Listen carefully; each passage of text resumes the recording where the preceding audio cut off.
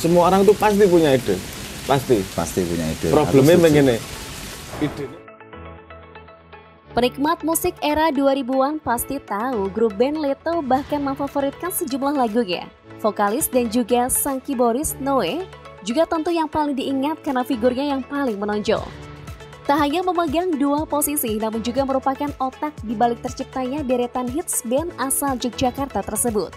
Siapa sangka, sosok cerdas ini adalah anak dari budayawan MH Ainun Najib alias Cak Nun.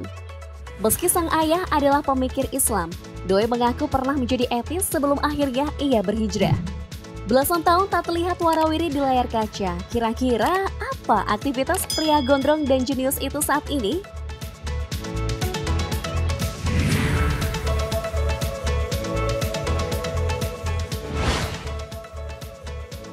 Doi Leto memiliki nama asli Sabrang Mowo Damar Panulu. Dia lahir di Yogyakarta 10 Juni 1979. Ia menikah dengan Fauzia Fajar Putri pada tahun 2009 lalu. Doi merupakan anak pertama dari MH Ainun Najib dari istri pertamanya, Deneng Suryaningsih. Sayangnya saat dirinya menginjak umur 5 tahun, orang tuanya memutuskan untuk bercerai. Karena perceraian itu, Noe yang tak bisa memilih ikut ayah atau ibunya, memutuskan pindah ke Lampung untuk tinggal bersama kakeknya dan bersekolah SD dan SMP di sana. Pada masa SMP inilah Noe mulai mengenal dunia musik. Kala itu pamannya memberikan kaset bekas kumpulan lagu-lagu band Queen. Usai rutin mendengarkan, Noe remaja mulai berpikir bagaimana membuat musik yang bisa menggerakkan rasa dan perasaan orang lain. Dari situ, dirinya lantas belajar keyboard. Setelah lulus SMP, Noe kembali ke Yogyakarta dan meneruskan sekolah di SMU 7 Yogyakarta. Di sekolah inilah, Noe bertemu dan berkawan dengan Ari, Dedi, dan Patup. Namun saat itu mereka belum membentuk band. Pada tahun 1998, Noe melanjutkan kuliah di Universitas Bergengsi Alberta University Kanada.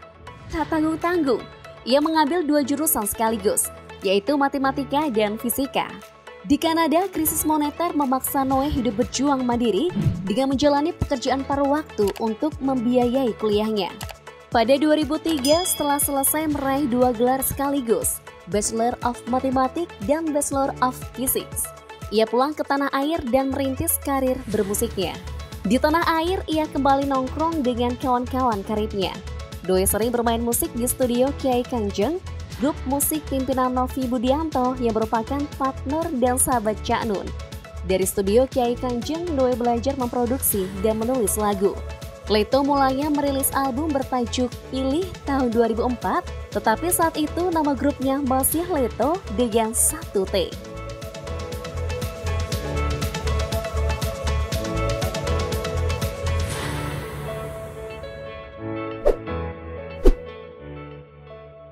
Pada tahun 2004, mereka rebranding grupnya menjadi Leto dengan 2T. Setelah label rekaman musik yang studio memutuskan mengorbitkan karya yang mereka tawarkan. Leto terbentuk dengan formasi Noe vokal, Patup gitar, Aryan bass, dan Dedot drum. Album pertama mereka bertajuk Truth, Cry, and Lie yang dirilis pada tahun 2005. Album ini berhasil mempopulerkan lagu Sampai Nanti Sampai Mati. Tak hanya diputar di radio-radio tanah air, popularitas Leto juga menggema hingga ke negeri jiran Malaysia dan Singapura. Eksistensi dan ketenaran Leto dan terutama Noe sebagai vokalis tentu berlanjut hingga 3 album studio berikutnya. Don't Make Me Sad tahun 2007, Leto Logika 2009, serta Cinta Bersabarlah di tahun 2011. Selain menekuni dunia musik sejak Juni 2008, Doi bersama Dewi Umayyah Rahman mendirikan rumah produksi Picklock Production. Sebagai produser film, Noe merilis beberapa film antara lain Minggu Pagi di Victoria Park tahun 2010, Raya Cahaya di Atas Cahaya tahun 2012, serta Guru Bangsa Cokro Aminoto di tahun 2015.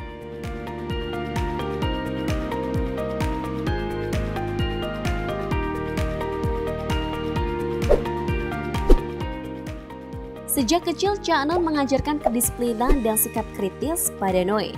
Setelah meminta sesuatu pada ayahnya, Noe kecil harus bisa memberikan penjelasan alasan mengapa menginginkan hal tersebut, agar ia bisa belajar menghargai sesuatu. Sementara itu ibunya melimpahinya dengan banyak buku bacaan yang membuatnya cerdas, berpengetahuan luas, hingga memiliki spontanitas alami yang mengagumkan saat menciptakan lagu. Namun kecerdasan dan sikap kritis yang dimiliki Noe membuatnya sempat menjadi etis di masa mudanya. Kala itu ia belum dikenal sebagai Noe Leto, walau terlahir sebagai muslim, ia belum pernah mengucapkan syahadat secara tulus. Ia mengungkapkan belum beragama karena saat itu ia hanya mengadopsi konsep beragama sehingga belum betul-betul bersaksi terhadap Tuhan. Hingga suatu hari saat menempuh studi di Kanada, dia kere dan kehabisan uang. Dia pun memilih tinggal di masjid. Bukan untuk mencari tahu tentang Islam, namun karena ia butuh tempat tinggal untuk bertahan hidup. Sampai akhirnya, dia bertemu Syekh yang ada di dalam masjid dan bertanya mengenai Islam. Dari situ dia mempercayai bahwa Islam merupakan agama yang pas untuknya. Ia menyadari kini bahwa ketidakmampuannya memahami agama secara komprehensif bukan dari keterbatasan khasanah agama, tapi dari keterbatasan pemahaman dan pengetahuan yang dimilikinya. Doi melewati perjalanan spiritual dan berhijrah dari etis menjadi muslim lewat proses yang tak mudah. Hal itu karena ia mempelajari agama Islam secara logis dan kritis.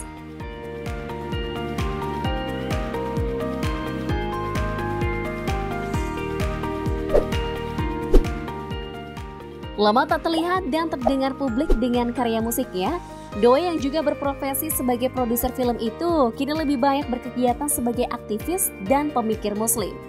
Di usianya yang ke-43 tahun, dirinya tak baik berubah dari segi tampilan outfit dan fisik. Ia masih berambut gondrong dan kerap beralas kepala. Doi kini mengikuti jejak sang ayah berdakwah lewat Rumah Maya Yogyakarta. Rumah Maya pimpinan Cak Nun adalah sebuah paguyuban yang mengajarkan konsep-konsep agama yang membuat mereka mengikuti bisa menjalani kehidupan menjadi lebih ringan, seperti percaya kepada takdir Allah dan tidak berharap pada manusia. Jika dulu Noe ragu pada Islam, kini ia meyakini bahwa semua sumber pengetahuan ada di Al-Quran. Hubungan antara Al-Quran dan sains ibarat dua sisi mata uang yang tidak bisa dipisahkan. Di dalam Al-Quran terdapat beratus-ratus ayat yang menyebutkan tentang ilmu pengetahuan dan sains.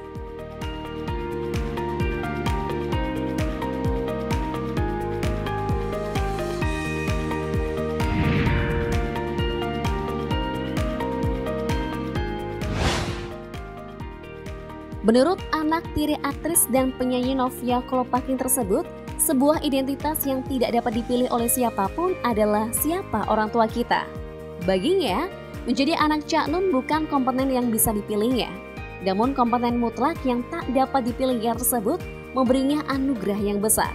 Sebab budayawan 69 tahun itu telah mengajarinya kebiasaan berpikir kritis, berdiskusi, kebiasaan menggali, melakukan riset, hingga kebiasaan meragukan diri sendiri untuk menghasilkan mesin berpikir yang digunakan untuk bersikap dengan paradigma tertentu. Nah guys, sebagai komponen yang tak dapat dipilih, apa nih anugerah terbesar yang dilimpahkan figur ayah pada diri kalian?